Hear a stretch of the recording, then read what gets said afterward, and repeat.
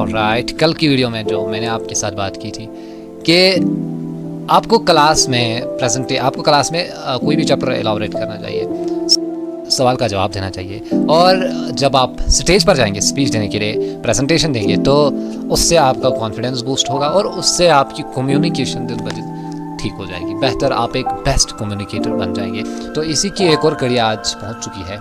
तो आज जो हम बात करेंगे वो ये है कि अगर हम स्पीच देते देते थोड़ा सा नर्वस हो गए, एंजाइटी आ गई हमारे, ओब्वियसली हर एक स्पीकर को, मैं भी जब बोलता था तो एंजाइटी आ जाती थी, तो क्या करें? एंजाइटी कभी नहीं कहना है कि अरे यार ये एंजाइटी क्यों आ गई, नहीं, एंजाइटी को ग्रीट करना है, ग्रीट योर एंजाइटी, एंजाइटी को ग्रीट करना है। उसके बाद, क्योंकि एंजाइटी बहुत ज़रूरी है, आप कोई कहेगा एंजाइटी क्यों हो रही है, बहुत ज़रूरी है, क्योंकि अगर एंजाइटी नहीं हुई तो आप फिर थोड़ा सा वो क्या बोलते हैं उसको, ऐसे ही रह जाएंगे, पता ही नहीं चलेगा क्या बोल। एंजाइटी हमें बहुत ज़्यादा केयरफुल बनाती है, वेयर यू आर। अगर एंजाइटी नहीं आएगी तो हमें फिर पता नहीं चलेगा हम कहाँ पर है। एंजाइटी हमें बहुत ज़्यादा अलर्ट रखती है, अलर्ट कर रही है। एंजाइटी आपको स्पीच से पहले आ गई तो बहुत अच्छी बात है, लेकिन उसको सरपास नहीं देना है, एंजाइटी को कंट्रोल में लेना है। कंट्रोल में इस तरह से कि हाँ आई एम एंशियस, ठीक है, एंजाइटी होगी बिल्कुल, लेकिन अब मुझे अपना काम करना है, ये पहले ठान लेना चाहिए कि मुझे आज स्पीच देनी है, किसी भी हाल में नहीं है। मेरे सामने पेपर है, मेरे हाथ में, मेरे साथ नोटबुक है, मेरे डाइस पर इस वक्त इसमें से पढ़ के सुनाना है, तो इसमें बड़ी बात कौन है? एंजाइटी हो रही है तो क्या होगा, नर्वसनेस आ रही है तो क्या होगा, मतलब मैं इससे पढ़ के सुनाऊंगा, इस चीज़ से कोई फ़र्क नहीं पड़ना चाहिए। आज यहाँ से आपने 2 पॉइंट सीखे, आपके अंदर एंजाइटी आ गई तो एंजाइटी को ग्रीट करना है उस टाइम पे जब आप स्टेज पर पहुंचे या क्लासरूम में खड़े हो गए जवाब देने के लिए। एंजाइटी आ गई तो एंजाइटी को ग्रीट करना, आपको कहना yes I am anxious but I have to do what I am going to do.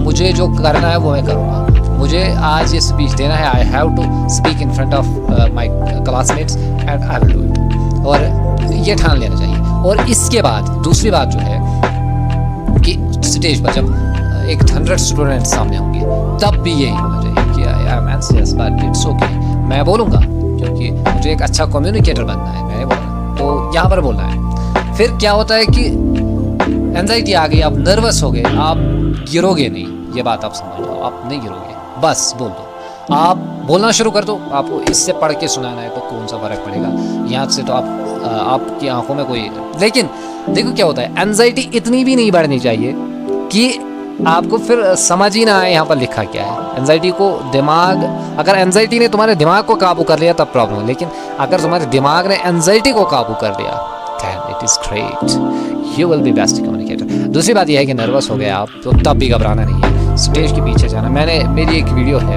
वो आप गौर से देख लेना, इंस्टाग्राम पर मिलेगी, फेसबुक पर भी और यूट्यूब पर भी, जिसमें मैंने कहा था कि मैं जब स्टेज की तरफ गया मेरी टांगें काँप रही थी, रियल कहानी है। तो मैंने फिर क्या काम किया, मैं उसके पीछे थोड़ा सा जो आगे होता है ना डाइस, उसके पीछे मैं गया, मैंने अपनी पूरी बॉडी उसके पीछे लगा दी, उस पर ऐसे अपने हाथ रखे ऐसे, और फिर बोलना शुरू किया। मैंने कहा अगर टांगे हिल भी जाएंगी, काँप भी जाएंगी तो मैं मतलब उनको दिखाई नहीं देगा, मेरी अगर ये हाथ काँपेंगे तो जब मैं इसके ऊपर रखूँगा तो आगे वाले लोगों को दिखाई नहीं देगा। वो सब छुपाना पड़ता है, अपने आप को पूरी तरह से डाइस के पीछे ले जाओ, लेकिन बोलो इस तरह किसी को पता ही ना चले कि ये नर्वस हो रहा है, इस तरह से कॉन्फिडेंट, मतलब इस तरह से रुक के जब आप बोलोगे ना तो किसी को नहीं लगेगा इसके अंदर इसकी आवाज़ हिल रही है या इसकी टांगें काँप रही है या इसके हाथ थरथरा रहे, किसी को नहीं लगेगा। दे आर द पॉइंट्स जो मैंने कल कहा कि आप शुरू करो। आज जो मैंने कहा कि एंजाइटी भी होगी, नर्वस भी आप हो जाएंगे, इन सबको ग्रीट करना है और आगे बढ़ना है, तो आप